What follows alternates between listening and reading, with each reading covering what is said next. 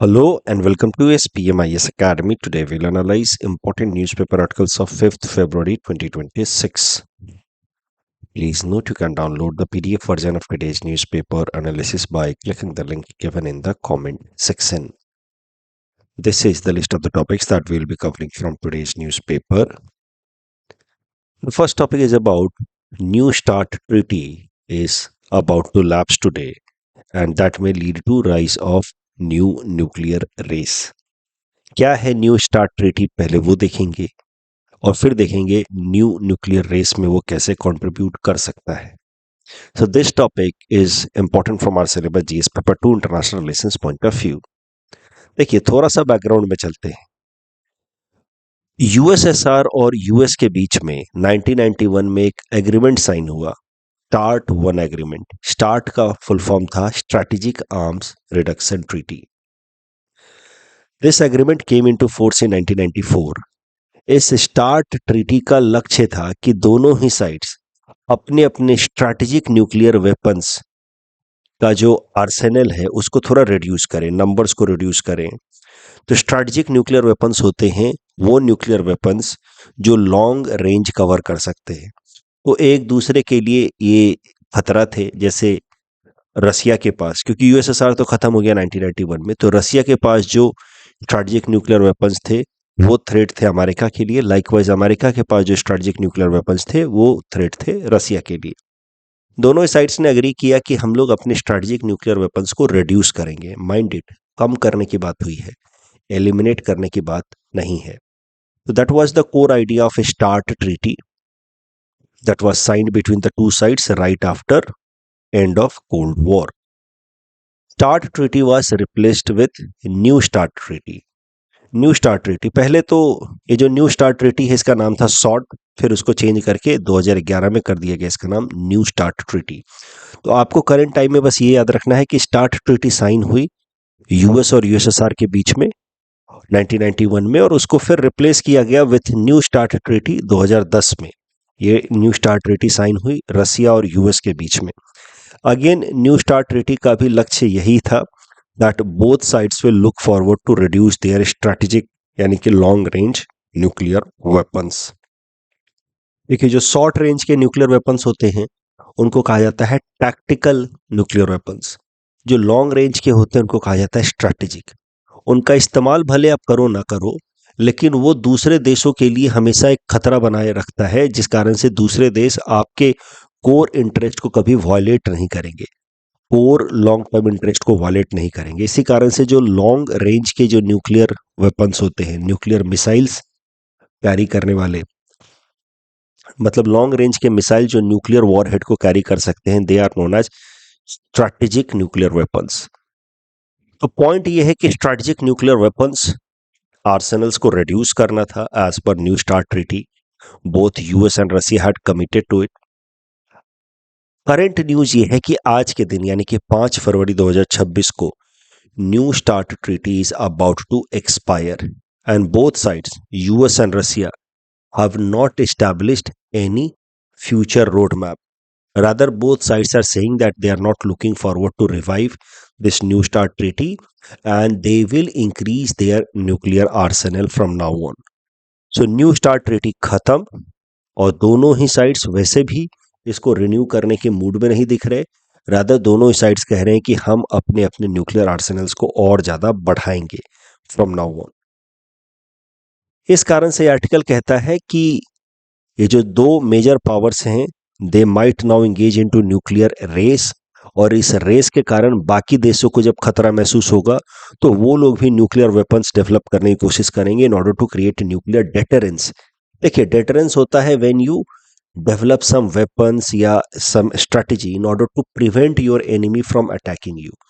So this expiration of New START treaty and rise of proliferation of nuclear arsenal by two major powers, military major powers US and Russia, may lead to nuclear proliferation या building of nuclear weapons by other non-nuclear countries as well, in order to develop their own nuclear deterrence, and that may force the world into phase of nuclear race that was witnessed during the cold war time. उस तरीके का nuclear race दोबारा शुरू हो सकता है।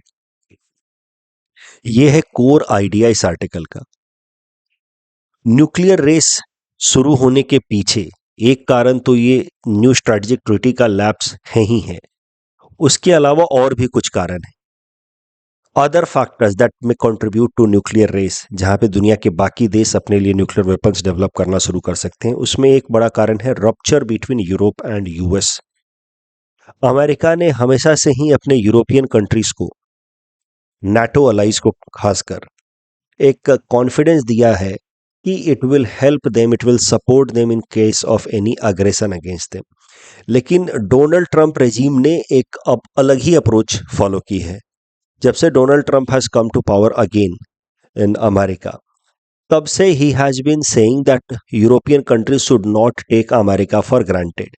इस कारण से जो अमेरिका का अश्योरेंस था, मिलिट्री अश्योरेंस था अपने नाटो अलाइज के लिए, वो कमजोर हुआ है। पूरा का पूरा नाटो ग्रुप भी कमजोर हो रहा है। उल्टा अमेरिका ने थ्रेटन किया है बार बार डेनमार्क को विथ रिस्पेक्ट टू ग्रीनलैंड। तो नाटो कमजोर हो रहा है, अमेरिका का assurance, military assurance to its NATO allies, वो कमजोर हो रहा है, जिस कारण से now European countries are also looking forward to develop their own nuclear arsenals in order to build nuclear deterrence. They cannot rely too much on America. Its nuclear umbrella पे बहुत ज़्यादा रिलाई नहीं कर सकते। उनके लिए इनफैक्ट अमेरिका ही एक threat बन सकता है। साथ ही साथ इन देशों ने, दुनिया के तमाम देश ये भी देख रहे हैं कि कैसे यूक्रेन के ऊपर अटैक किया रसिया ने। रसिया इस तरीके से यूक्रेन के ऊपर अटैक नहीं करता, उसकी टेरिटोरियल इंटीग्रिटी को, सोवरेनिटी को वॉलेट नहीं करता, अगर यूक्रेन एक न्यूक्लियर वेपन स्टेट होता तो। उस केस में Ukraine would have been able to create a nuclear deterrence against Russia, but वो हो नहीं पाया। And Russia is invading Ukraine, has acquired much of its eastern territory despite Budapest memorandum. तो Russia Ukraine war के context में आपको ये memorandum के बारे में भी समझना चाहिए, बुडापेस्ट मेमोरेंडम ऑफ 1994। ये बुडापेस्ट मेमोरेंडम या Budapest agreement of 1994 was signed after disintegration of Soviet union. देखिए, जब सोवियत यूनियन टूट गया 1991 में, तो सोवियत यूनियन के जो मेंबर कंट्रीज थे, उनमें से एक मेंबर कंट्री यूक्रेन भी था। यूक्रेन के अंदर कई सारे न्यूक्लियर वेपन्स इंस्टॉल किए गए थे सोवियत एरा के टाइम में। सोवियत यूनियन ने कई सारे वेपन्स यूक्रेन में इस्टेब्लिश किए थे, इंस्टॉल किए थे। जब सोवियत यूनियन डिसइंटीग्रेट हो गया, तो यूक्रेन को कन्विंस किया गया कि वो अपने न्यूक्लियर वेपन्स को सरेंडर कर दे, वो अपने न्यूक्लियर वेपन्स रसिया को दे दे। उस वक्त यूक्रेन के पास दुनिया का तीसरा सबसे बड़ा न्यूक्लियर आर्सेनल था। रसिया ने उसको कन्विंस किया कि आप अपने न्यूक्लियर वेपन्स हमें दे दो, आप nuclear non proliferation treaty sign कर लो, और तीन देशों ने मिलकर के, रसिया, यूएस एंड यूके, इन तीन देशों ने मिलकर के यूक्रेन को सिक्योरिटी एश्योरेंस दिया अंडर दिस एग्रीमेंट, जिसका नाम है Budapest memorandum. America, Russia and UK ने, कि तुम अपना न्यूक्लियर वेपन गिव अप कर दो, हम बदले में तुम्हें सिक्योरिटी की गारंटी देते हैं, तुम्हारे ऊपर कोई अटैक नहीं करेगा। उस वक्त, जैसा कि मैंने आपको बताया, यूक्रेन के पास दुनिया का तीसरा सबसे ज्यादा न्यूक्लियर आर्सेनल था। अगर यूक्रेन ने बुडापेस्ट मेमोरेंडम साइन नहीं किया होता, तो उसके पास न्यूक्लियर वेपन्स होते, और अगर उसके पास न्यूक्लियर वेपन्स होते, तो फिर रसिया उसकी टेरिटोरियल इंटीग्रिटी को इस तरह से वॉलेट नहीं कर पाता। पहले रसिया ने क्रीमिया एनेक्स किया यूक्रेन से 2014 में, बाद में यूक्रेन के ईस्टर्न प्रोविंसेस पे अटैक करके कई सारे ईस्टर्न प्रोविंसेस उसने वापस ले लिए हैं। And US and UK did not intervene at all in this particular case despite Budapest memorandum, क्योंकि बुडापेस्ट मेमोरेंडम में अब ये लोग कह रहे हैं, यूएस एंड यूके, कि देखो ये सिक्योरिटी एश्योरेंस था, कोई बाइंडिंग कमिटमेंट नहीं था, तो हमारे ऊपर है हम हेल्प करें या ना करें। तो इस तरीके से बुडापेस्ट मेमोरेंडम का फेलियर, यूक्रेन का उस कारण से डिसइंटीग्रेट होना, ये दुनिया के देशों के लिए एक वार्निंग बेल है कि हम किसी देश के ऊपर किसी एग्रीमेंट, अरेंजमेंट या इंटरनेशनल ग्रुपिंग जैसे कि यूनाइटेड नेशंस पे रिलाई नहीं कर सकते। We will have to develop our own security assurance, और आज के टाइम में सबसे महत्वपूर्ण सिक्योरिटी एश्योरेंस है nuclear weapon. It creates a deterrence against the adversaries, कि अगर वो हमारे ऊपर अटैक करेंगे तो हम न्यूक्लियर वेपन से अटैक करके उसको पूरी तरह से न्यूट्रलाइज कर सकते हैं। मतलब न्यूक्लियर वेपन डेवलप करने का मतलब है कि आपके एडवर्सरीज को ये पता होगा, आपके एनिमीज को पता होगा कि इस देश को अटैक करने का मतलब है कि दोनों ही बर्बाद होंगे। वो न्यूक्लियर वेपन से अटैक करेगा, आप काउंटर न्यूक्लियर वेपन करेंगे। म्यूचुअली एश्योर्ड डिस्ट्रक्शन है, मैडनेस है। तो इस कारण से न्यूक्लियर वेपन डेवलप करना कुछ देशों को लग रहा है कि जरूरी है, and that is why world में be forced into a new age, जो उसको न्यूक्लियर रेस कहा जा सकता है, which was witnessed during cold war time. इस टॉपिक के बेसिस पे प्रीवियस प्रैक्टिस क्वेश्चन है, please attempt this question and submit the answer in the comment section. ऐसा सवाल आपसे मेंस में पूछा जा सकता है कि the expiration of new START treaty and shifting geopolitical alignments have raised to renewed nuclear arms race. Critically examine and highlight the factors that may lead to these new race. We have discussed enough. मैंने hints भी कुछ दे रखा है, इसके basis पे आप इस question को आराम से अटेम्प्ट कर सकते हैं। Next topic is about denotified tribes and SEED scheme, important from our syllabus GS paper 2 governance point of view. थोड़ा सा बैकग्राउंड समझते हैं। देखिए, ब्रिटिशर्स ने बहुत सारा फॉरेस्ट एरिया फोर्सफुली अक्वायर किया अपने रूल के दौरान, क्योंकि उनको फॉरेस्ट एरिया से टिम्बर्स वगैरह चाहिए थे, जिससे वो अपने इंडस्ट्रियल एक्सपेंशन कर पाए, साथ ही साथ रेलवे नेटवर्क को बिल्ड कर पाए। फॉरेस्ट एरिया को उन्होंने फोर्सफुली अक्वायर किया, और जो फॉरेस्ट में ड्वेल करने वाले ट्राइबल कम्युनिटी थे, they were forced to leave forest area and move to the urban places. इनमें से कई सारे जो ट्राइबल कम्युनिटीज हैं, they registered the move of Britishers of evacuating them from forest area.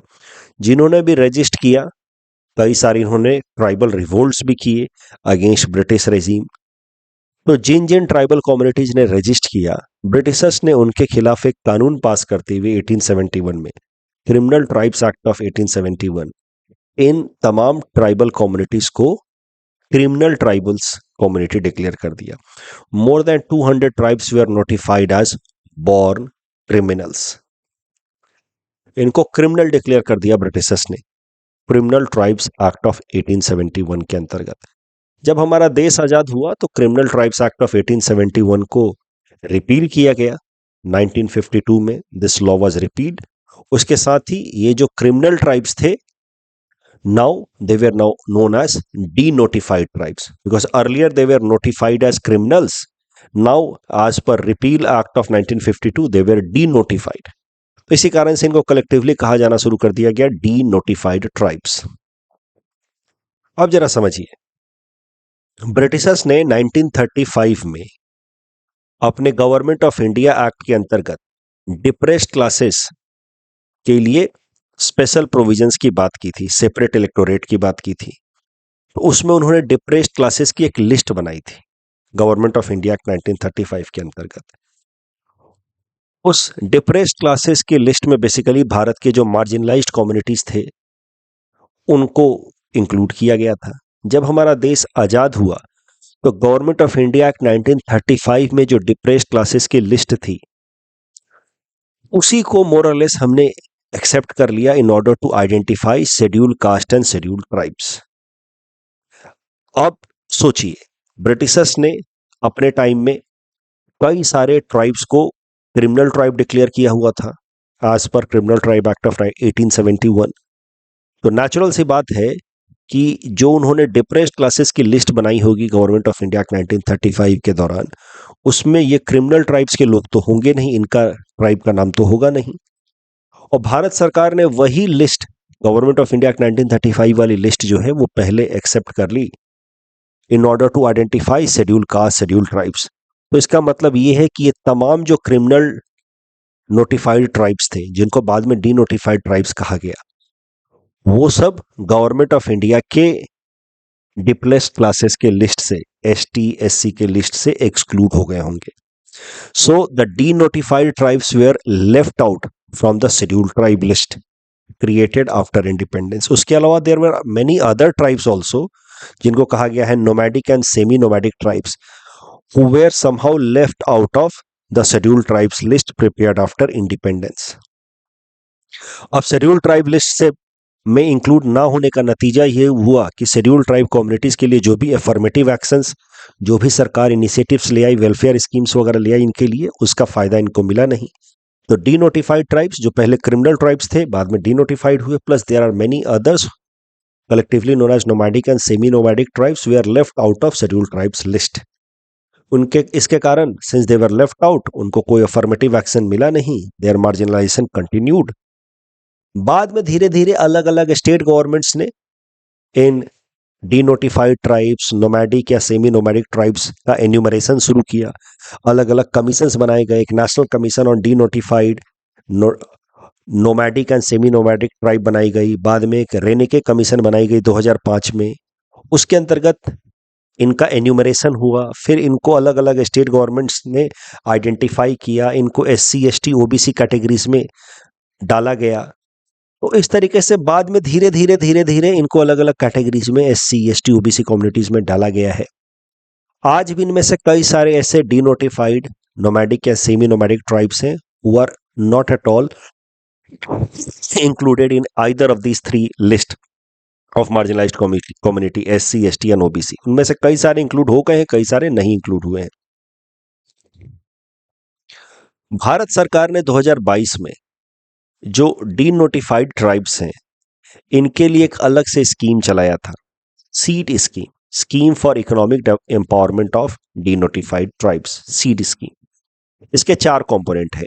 Educational empowerment करना है denotified tribes का, उसमें डिनोटिफाइड ट्राइब्स को कोचिंग वगैरह प्रोवाइड करनी है कॉम्पिटिटिव एग्जाम्स के लिए। अच्छा, इसमें बोला गया है, स्कीम का नाम है डिनोटिफाइड ट्राइब्स सीड स्कीम में, but it also includes nomadic and semi nomadic tribes जिनका एन्यूमरेशन एक साथ हुआ है भारत सरकार के एजेंसीज द्वारा। तो denotified tribes, nomadic and semi nomadic tribes के लिए ये सीड स्कीम है।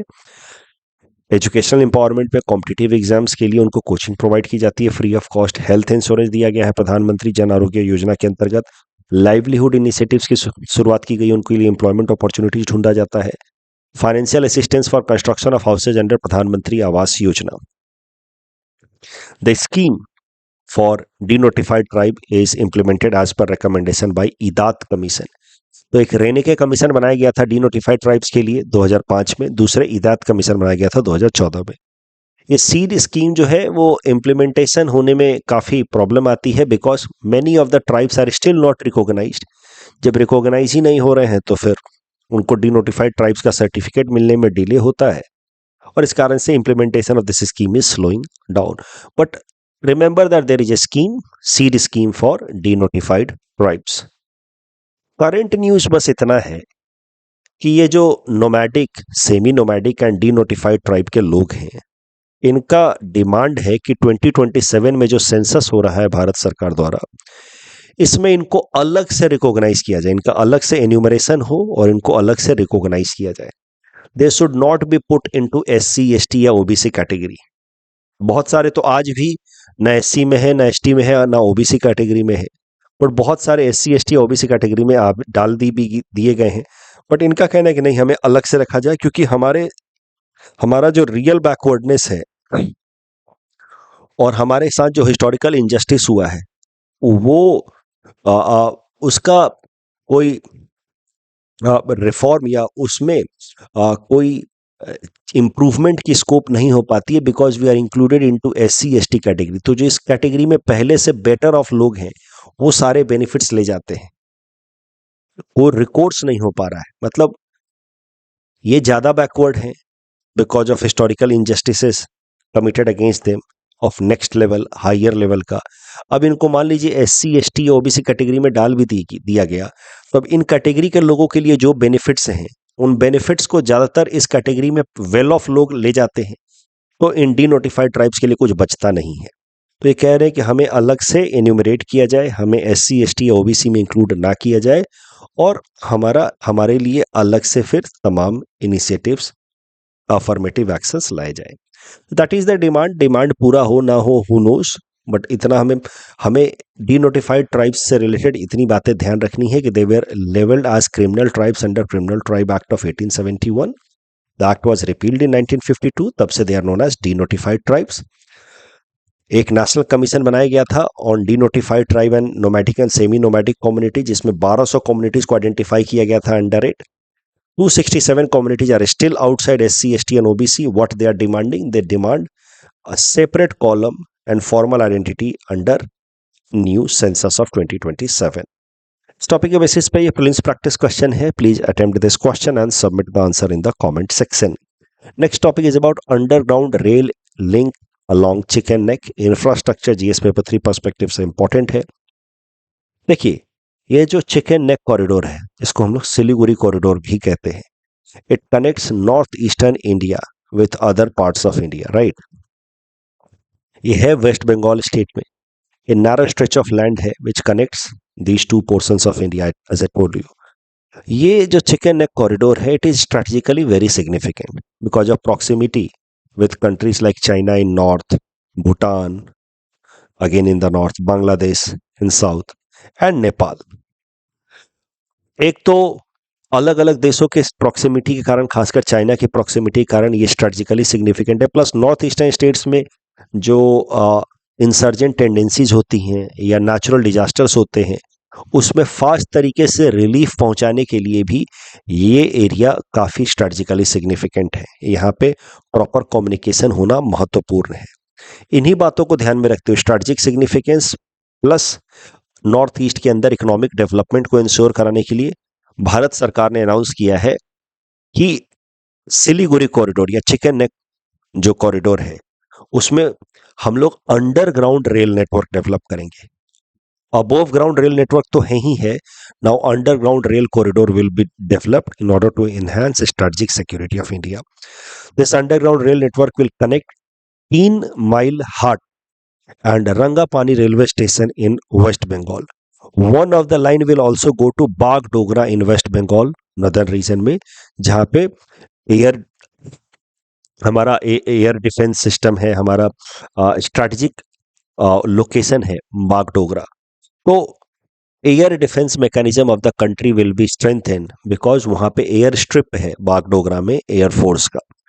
तो बाग एक लाइन जो है ये अंडरग्राउंड रेल नेटवर्क की बागडोगरा तक भी जाएगी, जिससे strategic connectivity of north eastern regions with remaining part of India will get strengthened. इस टॉपिक के बेसिस पे प्रीलिम्स प्रैक्टिस क्वेश्चन है. Please attempt this question and submit the answer in the comment section. Next topic is about Chakra initiative, Chakra centre of excellence by SBI. Prelims perspective से important है. State Bank of India ने Chakra centre of excellence initiative लाया है in order to finance sunrise sectors. 8 sunrise sectors या industries को identify किया गया है जिसको स्पेशल तरीके से फाइनेंस करने के लिए चक्रा इनिशिएटिव ले आया है एसबीआई. उस सनराइज सेक्टर्स है renewable, data centres, e mobility, advance cell chemistry, semiconductors, green hydrogen, ammonia, decarbonisation and small infrastructure.